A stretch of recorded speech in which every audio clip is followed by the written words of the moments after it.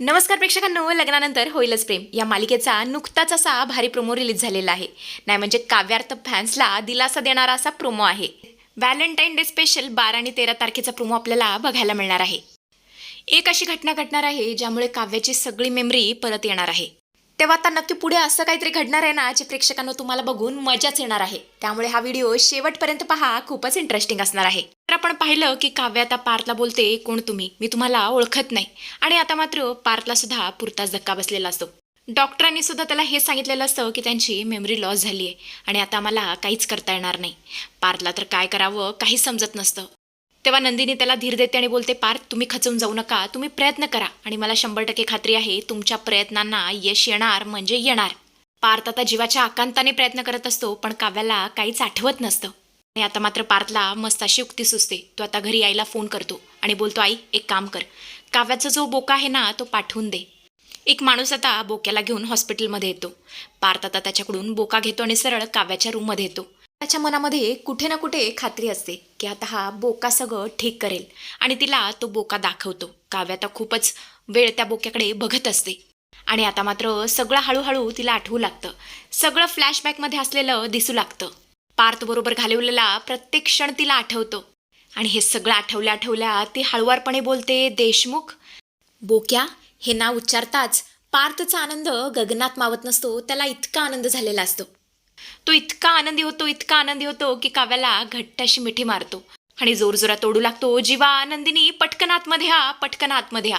दोघेही आतमध्ये येतात. दोघांना काही समजत नसतं की पार्थ असं का ओरडतोय. नंदिनी बोलते, पार्थ काय झालं, सगळं ठीक तर आहे ना, काव्य ठीक तर आहे ना. तेव्हा पार्थ बोलतो, सगळं ठीक आहे आणि सगळ्यात महत्त्वाची आनंदाची बातमी म्हणजे आपल्या काव्याला सगळं आठवलंय. नंदिनी सुद्धा आपल्या बहिणीला घट्ट अशी मिठी मारते, कारण तिला सुद्धा खूप आनंद झालेला असतो.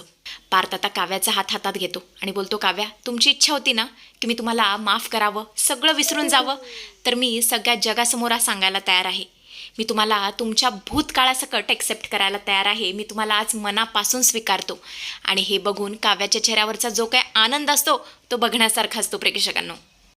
नंदिनी आता त्या दोघांना ब्लश करताना बघत असते आणि म्हणते, कोणाला तरी खूपच आनंद झालाय बाबा. पण तुम्ही इथे नोटीस केलं का प्रेक्षकांनो, या नंदिनीचा आवाज खूपच बसलाय आणि ती बोलताना इतकी इरिटेटिंग वाटत आहे ना, खरंच म्हणजे ऐकताना सुद्धा ते इतकं इरिटेटिंग आणि कर्कश वाटतंय.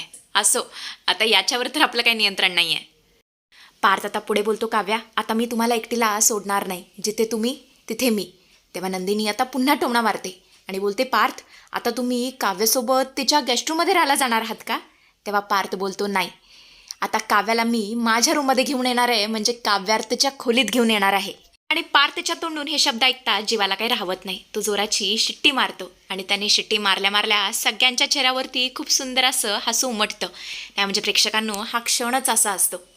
आणि तेवढंच आता रूममध्ये धनंजय येतो, म्हणजे काव्याचे बाबा येतात. काव्याला शुद्ध आलेली पाहून त्यांना सुद्धा खूप आनंद झालेला असतो. ते काव्याला घट्ट अशी मिठी मारतात आणि बोलतात, काव्या बाळा तू ठीक आहेस ना, तुला बरं वाटतंय ना, तू अजिबात घाबरू नकोस, तुझा हा बाबा तुझ्यासोबत असणार आहे आणि आता तुला तिकडे राहण्याची काही गरज नाही आहे. मला माहिती आहे या 15 दिवसात तू खूप हाल सहन केलेस. या पार्थने तुला खूप त्रास दिलाय, मेंटली फिजिकली तुला खूप त्रास झाला या 15 दिवसामध्ये, पण आता हा त्रास भोगण्याची तुला काही गरज नाही आहे. तू आपल्या घरी चल, आपल्या घरी गेल्यावर मी तुला एक्झामला घेऊन जाईन. तू फक्त मला सांग तुझं सेंटर कुठं आहे, जिथे फिरवायचं आहे तिथे मी तुला फिरवेन. या पार्थची आपल्याला काही एक गरज नाही आहे, कारण धनंजयचा अजून पार्थवरती राग असतो. तेव्हा काव्या स्पष्टपणे सांगते, बाबा मी तुमच्याबरोबर येणार नाही आहे, तर मी माझ्या हक्काच्या घरी जाणार आहे, मी पार्थबरोबर जाणार आहे. आणि आता मात्र धनंजयची बोलतीच बंद झालेली असते. काव्या आता स्वतः बोलतीये म्हटल्यावर आता धनंजयला पुढे काय बोलताच येत नाही. तो बोलतो, ठीक आहे, जशी तुझी इच्छा. पार्थ आता नर्सला बोलावून घेतो रूममध्ये आणि बोलतो की यांना कधी डिस्चार्ज मिळेल. नाही म्हणजे आम्हाला परीक्षेला सुद्धा जायचं आहे, परवा दिवशीच पेपर आहे, त्यामुळे आज आम्हाला डिस्चार्ज हवा. तेव्हा नर्स बोलते, नाही नाही, इतक्या लवकर डिस्चार्ज मिळू शकत नाही. अहो त्यांच्या डोक्याला किती गंभीर मार लागलाय, अशा परिस्थितीमध्ये त्यांना पेपर लिहिताच येणार नाही. तेव्हा पार्थ बोलतो, नाही नाही, हो असं प्लीज बोलू नका. तेव्हा काव्यासुद्धा बोलते, प्लीज, या दिवसासाठी मी किती प्रयत्न केलेत, किती मेहनत घेतली आहे ना, हे माझं मला माहिती. आणि या स्वप्नाला सत्यात उतरण्यासाठी मी कितीतरी रात्री जागून काढले आहेत आणि हे फक्त माझं मलाच माहिती आहे. आणि आता जर का मी एक्झाम देऊ शकले नाही ना, तर माझ्या जगण्याला, माझ्या मेहनतीला काहीच अर्थ उरणार नाही हो. पार्थ बोलतो, काव्या तुम्ही पॅनिक होऊ नका, मी आहे ना, मी सगळं नीट करेन. अजिबात घाबरण्याची काही गरज नाही आहे. मी डॉक्टरांशी बोलेन. आणि नर्स, तुम्ही प्लीज यांना डिस्चार्ज द्या. एक्झाम सेंटरपर्यंत कसं पोचवायचं हे माझं मी बघेन. त्यांना एवढाही त्रास होणार नाही हे मी तुम्हाला प्रॉमिस करतो. त्यांना काय हवं आहे काय नको आहे मी सगळं बघेन. त्यांच्या जेवणाच्या वेळा, औषधांच्या वेळा मी कधीच चुकवणार नाही. हॉस्पिटलमध्ये जसं एन्व्हायरमेंट असेल तसं मी क्रिएट करेन. त्यांना 1% त्रास होऊ देणार नाही. माझ्यावरती फक्त एकदा विश्वास ठेवा. तेव्हा नर्स बोलते, ठीक आहे, हे सगळं काय माझ्या हातात नाही आहे, पण तुम्ही एकदा डॉक्टरांशी बोलून घ्या. पार्थ आता डॉक्टरांशी बोलतो आणि डॉक्टरसुद्धा आता त्याला परमिशन देतात. आणि मग काय, हा बोका त्याच्या मांजरिणीला सगळ्यांसमोरून उचलून घेऊन जातो, तेही अगदी रुबाबात. आणि जेव्हा पार्थ काव्याला नेत असतो तेव्हा त्या दोघांच्या चेहऱ्याचा आनंद आहे ना, तो बघण्यासारखा आहे प्रेक्षकांनो. तिथे जे कॉरिडॉर एरियामध्ये माणसं उभारलेली असतात त्यांना काव्यार्थचे प्रेम बघून फार अभिमान वाटू लागतो. सगळेच आता त्या दोघांसाठी क्लॅपिंग करू लागतात, टाळ्या वाजू लागतात. नर्स असो, कंपाऊंडर असो, पेशंट असो, तिथे असणारे सगळे या दोघांसाठी टाळ्या वाजवत असतात.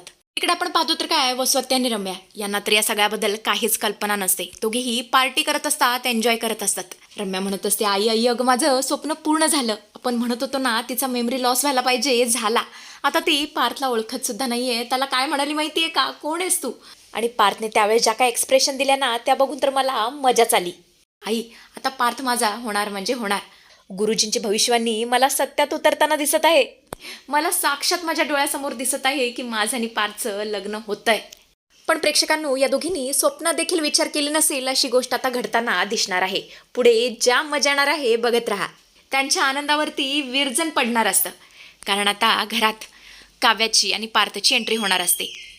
मानिनी मात्र देवासमोर उभी असते आणि देवाकडे मागणं मागत असते की माझी काव्या लवकरात लवकर बरी होऊ दे. पार्थने मात्र ही गोष्ट कोणाला सांगितलेली नसते. तो आता डायरेक्ट काव्याला घेऊन आलेला असतो घरी. कारण त्याला सगळ्यांना सरप्राईज द्यायचं असतं. आईची रिॲक्शन बघायची असते, घरातल्या सगळ्या लोकांची रिॲक्शन बघायची असते, सगळ्या लोकांच्या चेहऱ्यावरचा आनंद बघायचा असतो. आणि काव्याला बरं झालेलं पाहून, तिच्या लाडक्या सुनेला बरं झालेलं पाहून मानिनीला खूप म्हणजे खूप आनंद झालेला असतो. कारण सगळ्यांनी आशा सोडून दिलेली असते. तेवढंच मानिनी बोलते, आशा जा पटकन भाकर तुकडा आणि आरतीचं ताट घेऊन ये. आशा तर आरतीचं ताट घेऊन येते आणि मग काय, मानिनी काव्याला ओवाळते, पार्थला सुद्धा ओवाळते. त्यांच्या दोघांच्या अंगावरून भाकर तुकडा ओवाळून टाकते आणि बोलते, खरंच तुम्हा दोघांना कोणाचीच नजर नको लागायला. तेव्हा विक्रम बोलतो, मानिनी अगं काव्याच्यासोबत तिचा नवरा आहे. तिचा नवरा तिच्यासोबत असल्यावर तिला कोणाची नजर लागणार आहे? मानिनी आता पार्थला विचारते, पार्थ पण काव्याला शुद्ध कशी काय आली? नाही म्हणजे तिची मेमरी तर लॉस झाली होती. तेव्हा पार्थ बोलतो, आई तुला आठवतंय सकाळीच मी तुझ्याकडून काव्यांचा बोका आणायला सांगितला होता, म्हणजे बोका मागून घेतला होता. त्याच बोक्यामुळे काव्याची मेमरी परत आली आहे. बघ, काव्या आता ठणठणीत बऱ्या झाल्या आहेत आणि उद्या त्या परीक्षेला सुद्धा जाऊ शकतात. पण प्रेक्षकांनो, आता येणार आहे खरी मज्जा. वसवत्त्या आणि रम्या दोघींचाही चेहरा बघण्यासारखा झालेला असतो. कारण त्या दोघींनी तर ऑलरेडी जल्लोष केलेला असतो की आता काव्या काही यायची नाही, आता ती काही बरी होणार नाही. समोरचं जे काही दृश्य असतं ते मात्र पूर्णपणे उलटच असतं. काव्याला ठणठणीत बघून दोघींना तर डोळ्यांवरती विश्वासच बसत नाही. रम्या तर चोरतच ओरडते, आई अगं ही बरी कशी काय झाली? हे कसं शक्य आहे? नाही म्हणजे हिची तर मेमरी लॉस झाली होती ना, मग हिला सगळं आठवलं कसं काय? नाही हे खरं नाही आहे, तुम्ही गंडवताय ना पार्थ, तू खोटं बोलतोयस ना? तेव्हा आता वसवत्त्या रम्याला हळूच कानात बोलते, रम्या कंट्रोल कर, सगळेच बघतायत, ती काव्या बरी झाली आहे, असू दे आता. तेव्हा मानिनी मुद्दामच बोलते, म्हणूनच पार्थ काव्या मी तुमची नजर काढली.